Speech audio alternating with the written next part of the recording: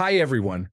I just wanted to say I'm overwhelmed by the response this post received, and it also made me aware that many guys don't get an outlet. I'm really touched by the responses, and I hope this helps inspire some conversation in our personal lives on how to help those in our lives feel valued. For all those who I promised a card to, they are in the mail.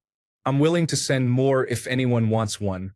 For the kind Redditor who gave me my first gold. Thank you. Story 1. I moved in with my father to help him with bills. Every time a disagreement happens, he pulls the "this is my house" card.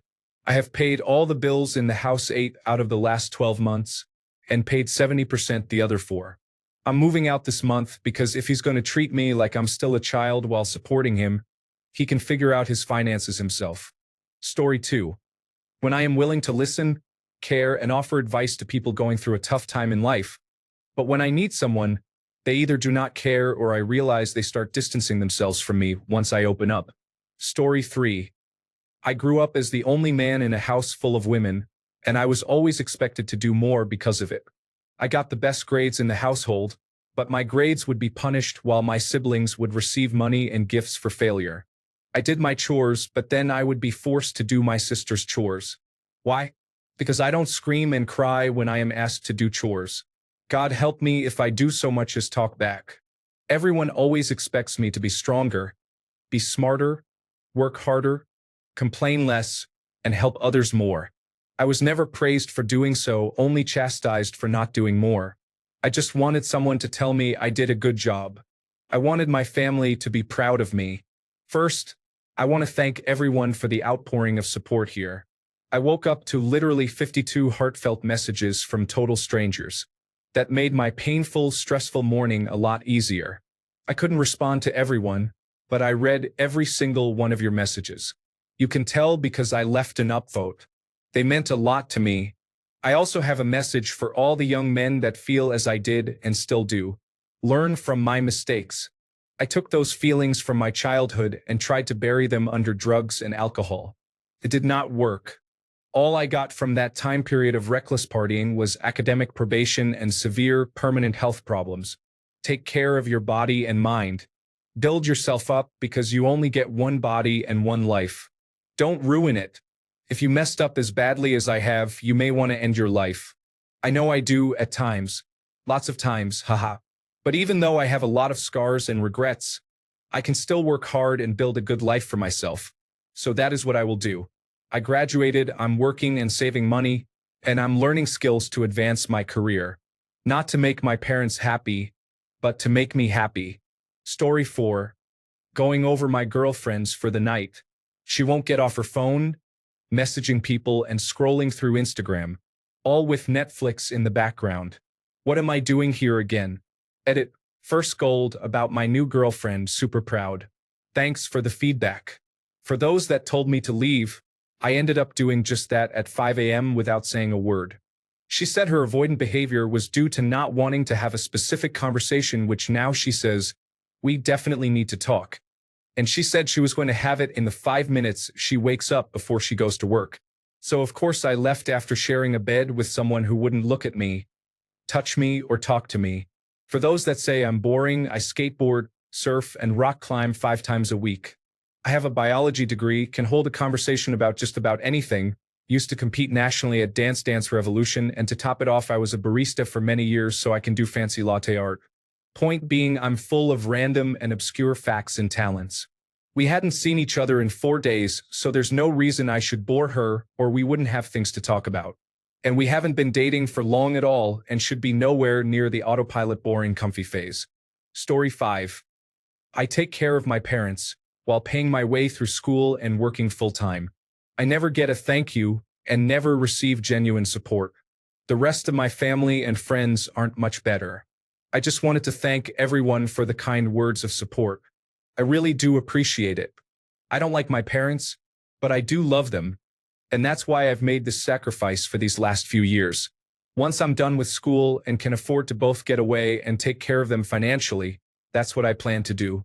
Hopefully studying mathematics and computer science gets me somewhere. Story 6. When I have been working on my house all weekend, 12 hours a day, for the last year's worth of weekends, and someone points out something that I haven't done yet with it. Hey, when are you going to fix it? When I get to it. That's when. Story 7. Never getting compliments first. The last time I received a specific compliment that wasn't a "you look good" knee-jerk response was 13 months ago from a stranger in Lowe's who looked like the overweight black head nurse on Scrubs. And I still remember back to that when my beautiful blue eyes need a pick-me-up. I hope she bought that expensive patio set. She deserves a throne for all the mileage I've gotten out of that one sentence. Story 8. That her only input into our shared home is her offer of sex. I don't want thank yous for my cleaning, tidying, and keeping track of groceries, etc. But the offer of sex really reduces me to a pathetic, primitive little robot, which I guess is how she sees me. Story 9. I cook and bake really well. If you come to my house, you will not remain or leave hungry. My ex got a solid meal and dessert pretty much every time she came to my house. And I often brought stuff when I went to hers. Just a bonus that comes with dating me. Well, one day she goes on about how I don't take her out to eat enough, and how she wants to go to sit-down restaurants, and how the food I make is wonderful, but she needs to feel valued, special, and pretty. And apparently, the only way to have that happen was for me to pay for someone else to make her food and bring it to her. Didn't feel particularly appreciated. Story 10. I'll be ready in 20 minutes. Still getting ready after an hour. I'll be there by 7 o'clock. Arrives at 8 like it's nothing. Do I need to tell you a time earlier than I expect to be there, or what? Story 11. Literally all of my clients. I don't expect more than a paid invoice, but it sure would be nice to get the occasional great job from them. Luckily, my significant other never makes me feel unappreciated, which I simply could not bear. Story 12. My girlfriend when she's at my place. When do you start cooking? You should vacuum more. Drinking what I poured or bought for me even after I asked if she wants anything. Basically leaving everything where she drops it. Sometimes I feel like a hotel that she complains to but forgets is free. Story 13. 1. When people keep checking their phones multiple times during a one-on-one conversation or dinner. When I ask a question via text and people do not respond after seeing it.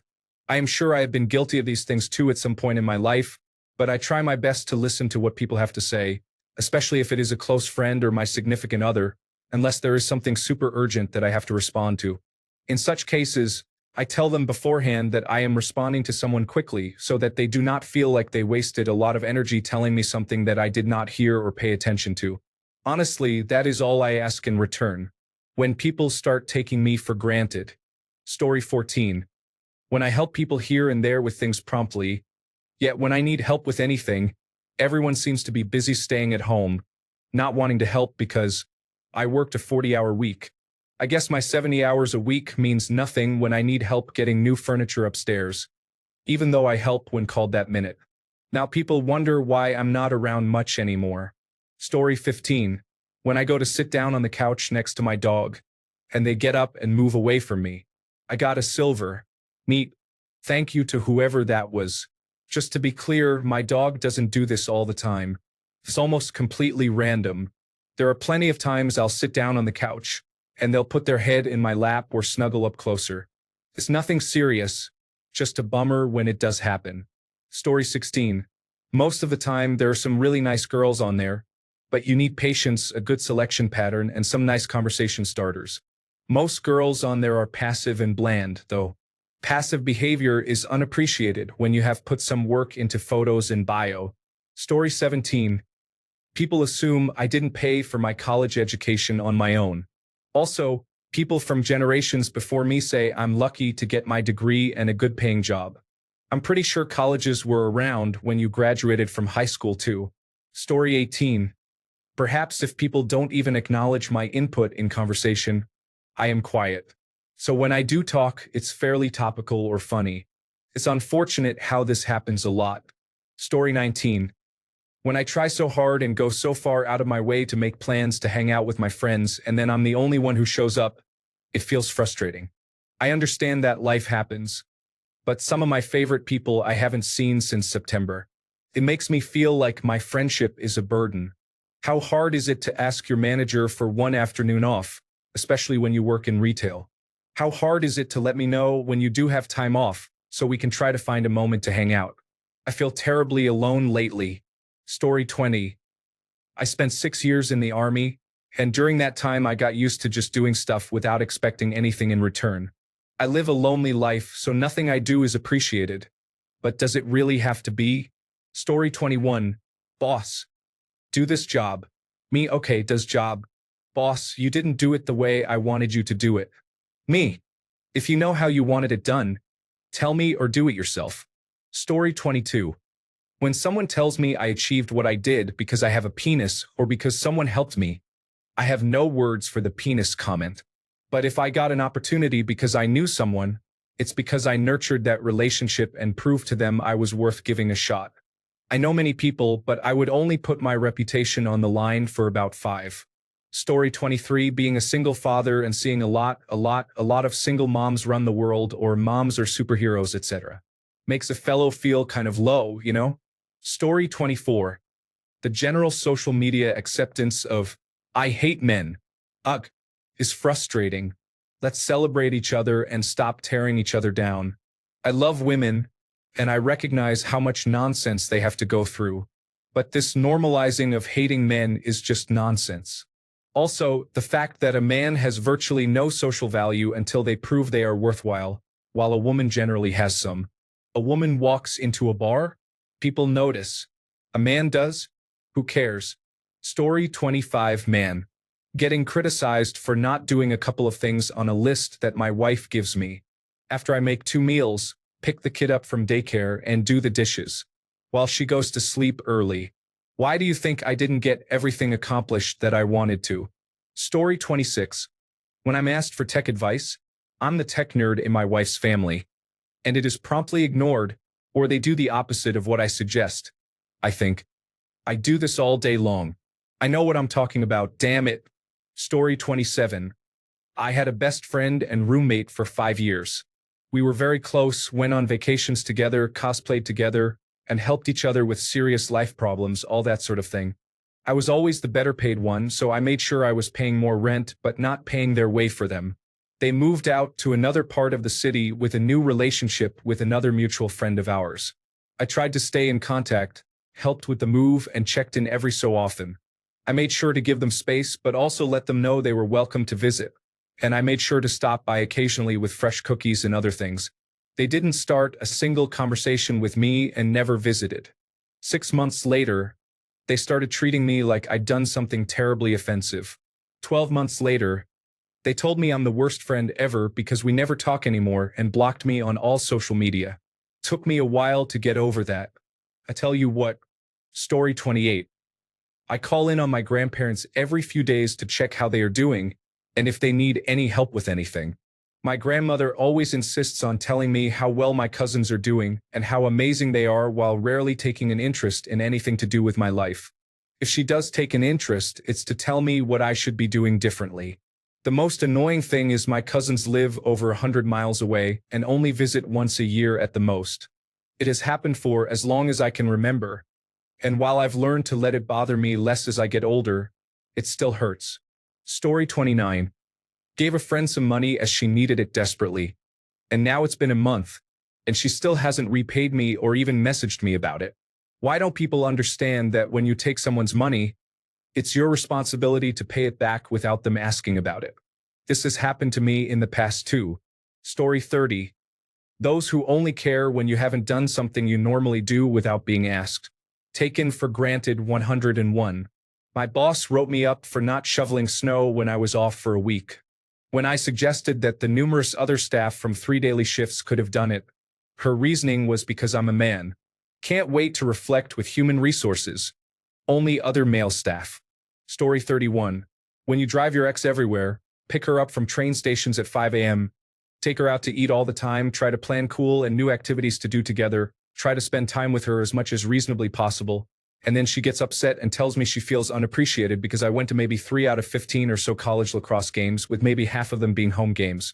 She rarely played, and it was freezing cold. Also, I have things to do too, and I'm not into sports, so these games were torturous. So yeah, this is my example. Story 32. Spending an hour massaging my wife's back. legs, feet, and neck. Then have her turn around and complain it wasn't long enough or didn't focus on a certain spot long enough. Makes me dislike giving massages honestly. Story 33. When my wife asks me how to do something, I tell her. She looks at me like I'm crazy, then asks her father, brother, or even worse, some other guy she knows. She gets the same advice from them and then acts like they helped her out big time. I am not overly sensitive, but this crushes me every time. Story 34. That I don't stop. I mean, it sounds bad to say, but I am a pretty selfless guy. I do thoroughly enjoy helping others. I try to make every day for my wife just that much easier by taking care of simple things like having coffee ready, taking the dogs out, cooking dinner, etc. Even on days off, I will get up before her to make sure it's all done because I like to see her relaxed. To see her life easy every day because I have tried before to not do a few things, and nothing got done. You know the classic, let the dishes build up. They will do them. But here it makes me sound spiteful, which is not my intention. I really do enjoy making her happy. But damn, if there isn't a time I wish she'd do something. So you may say, well, ask her to. I have done that. But there is something deep in me with my ways that if I have to ask you to do it, it's not really a deep caring. Which I know that's wrong. And I'm working on that, but hell, even thinking that way almost sounds selfless to me. Like I'm trying to rationalize my behavior for wanting her to help me sometimes. I don't know, but yeah, I just don't stop. Stay up late because she has trouble sleeping. Up early because she wants to sleep in late and we have dogs to take care of. I make dinner every day after working 10 hours a day. Even on her days off, I still make dinner. And I love doing it. I do. But I'd love for one morning for her to already be taking the dogs out to the bathroom or for her to make me a cup of coffee without me asking.